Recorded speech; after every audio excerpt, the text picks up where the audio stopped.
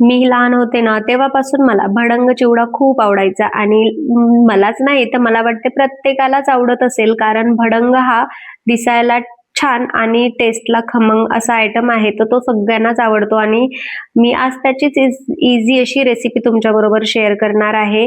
तर सगळ्यात पहिले मी तेल घेतलं, त्याच्यामध्ये जिरे मोहरी ऍड केल्या. जिरे मोहरी तडतडल्या की त्याच्यामध्ये जास्त असा लसण घ्यायचा ठेचून आणि तो टाकून द्यायचा पातेल्यात. त्याच्यानंतर त्याला गोल्डन ब्राऊन कलर आला की त्याच्यामध्ये ऍड करा छान असे कढीपत्ता. कढीपत्ता छान तडतडला की त्यामध्ये एक वाटीभर असे शेंगदाणे ऍड करायचे.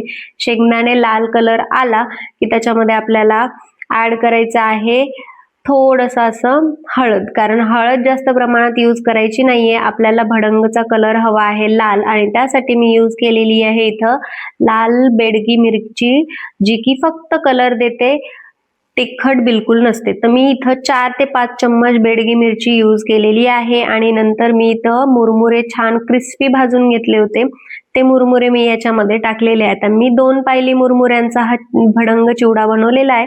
तुमच्या हिशोबाने तुम्हाला जेवढं घ्यायचं तेवढं तुम्ही बनवा. मग त्यानंतर मी ऍड केलं मीठ, आणि मिठानंतर याला छान असं मिक्स करून घेतलं आणि मंद आचेवर भाजून घेतलं.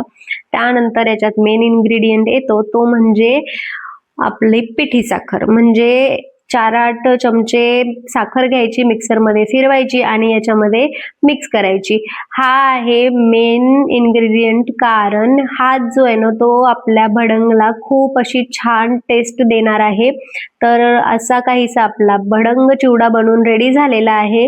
जर तुमच्या तोंडाला बिलकुलच चव नसेल आणि तुम्हाला असं काहीतरी चटपटीत खायचं असेल तर नक्की एक वेळेस ट्राय करा. Okay, bye.